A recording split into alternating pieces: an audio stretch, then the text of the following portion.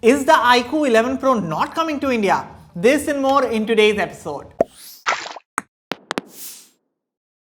Hello and welcome to a fresh new episode of Daily Fiber. I'm your host Aman Rashid, and before we get on with the rest of the episode, consider hitting that red subscribe button for detailed tech videos and also turn on the bell so that you don't miss any of our latest updates. With that said, let's get started. The iQOO 11 is all set to break cover in India on the January 10th, and looks like the iQOO 11 Pro is not tagging along, at least for now. So according to media reports, iQOO's CEO Mr. Nipun Maurya did an interview, and in that interview he said that the iQOO 11 Pro will not be launching on January 10th. And the phone could be launching on a later date, but there are no concrete plans as of right now. Now, of course, he also added that the iQOO 11 will be the first phone to launch in India with the Snapdragon 8 Gen 2 chipset, which makes it clear that the Xiaomi 13 is not coming anytime soon, at least not before the iQOO 11 to India. So that is clear.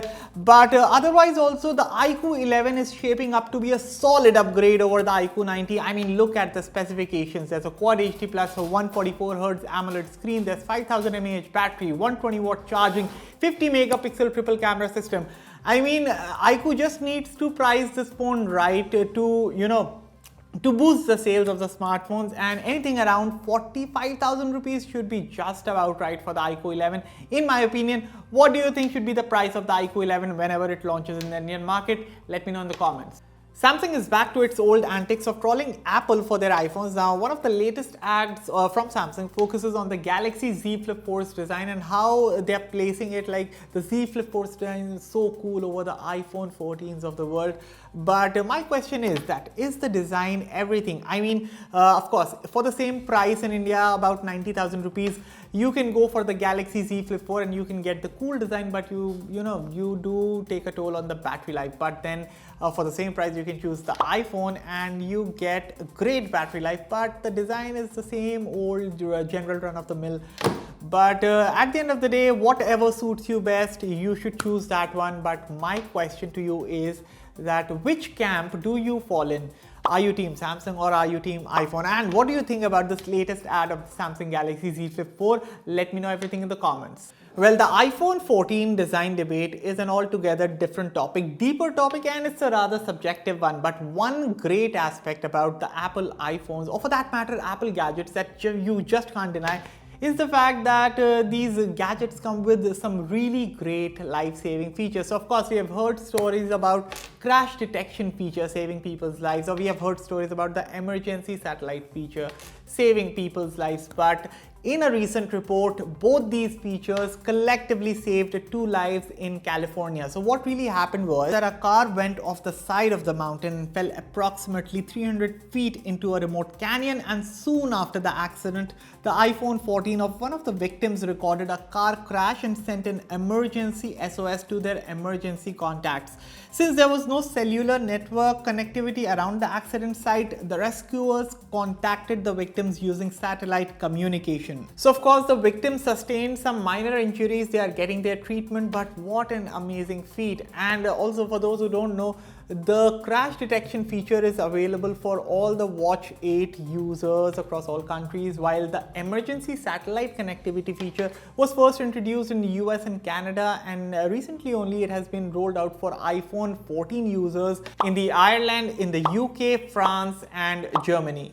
The latest entrant in the Moto G series has recently launched in China. They are calling it the Moto G53, and it comes in 2 variants. So the 4GB RAM plus 64GB variant is priced at 899 Chinese yuan, which is what, roughly 10,700 rupees, while the top tier variant, the 8GB RAM plus a 128GB variant, is priced at 1,099 Chinese yuan, which is roughly 13,000 rupees. Now, as of right now, there's no official word on the Indian launch or the international launch yet. But what we do know right now, that the G53 to me is looking like a downgrade over the Moto G52. I mean, looking at the specifications, first of all, there's an HD plus LCD screen with 120Hz refresh rate. But the G52 comes with a 90Hz Full HD Plus AMOLED display, and any day I would take a 90Hz Full HD AMOLED over a 120Hz LCD, that too HD Plus. Now, apart from this, the Moto G53 also misses out on the 8 megapixel ultra wide angle lens that you get on the G52. So no ultra wide lens on the G53. Then apart from this, there's a 5000 mAh battery. Both the phones, the G52, G53 both have 5000 mAh battery. But the G53 has 18 watt charging while the G52 had 33 watt charging. So that is also a downgrade.